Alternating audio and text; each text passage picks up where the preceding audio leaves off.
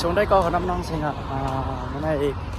ก็วันที่3 เดือน 3มาร์ชเดือน 3นะครับเนาะเมืองใต้ก็เป็นข้าวกัดอะไรเป็นข้าวกั้นกันเนาะเดือน 3เนาะข้าวกัดจำในเชียงตั้งในก็ดีซ่ามันในนะครับเนาะก็หมกกุมสุ่มในมวยในสุ่มไว้นี่ครับเนาะกัดแต่พวกกัดแห้งนำตั้งใต้ก่อนว่าชอบมันได้ก็หันเร็วๆหน่อยมันหันอะไรเนาะ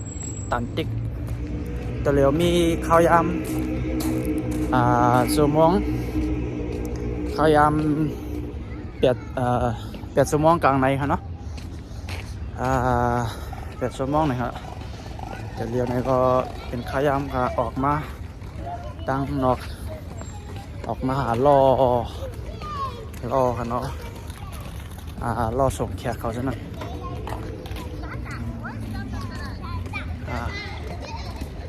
จังในนี่ก็ได้ไม้สมมติน่ะ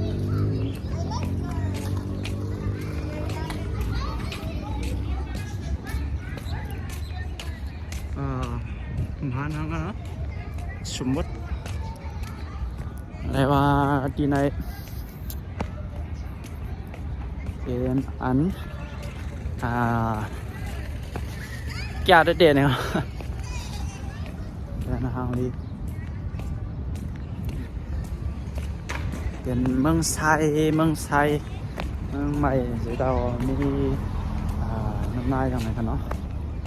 เหมือนตั้งในเดียร์แบบนี้กันเนาะก็บอกเขาปลูกต้นไม้ปลูกต้นไม้แล้วก็ยาวใส่น้ำเขาเอามาดังเขาใส่เขาหลุดมาดังไตนี่ครับเนาะแล้วมันจะเฮ็ดอะไรน้ำนายจกครับเนาะน้ำอันเป็นอันเขาขุดตั้งไตตั้งในครับเนาะหลอดน้ำแล้วก็น้ำมันเขาตั้งไตในไอมันดิขึ้นมาย้อนนั่นเลยเข้าในมันจังในจังจกสักหน่อยเนาะ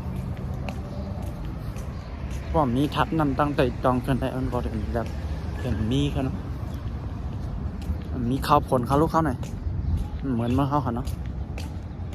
เมื่อเนาะยังมีข้าวผลเนี่ยมีข้าวกัดตั้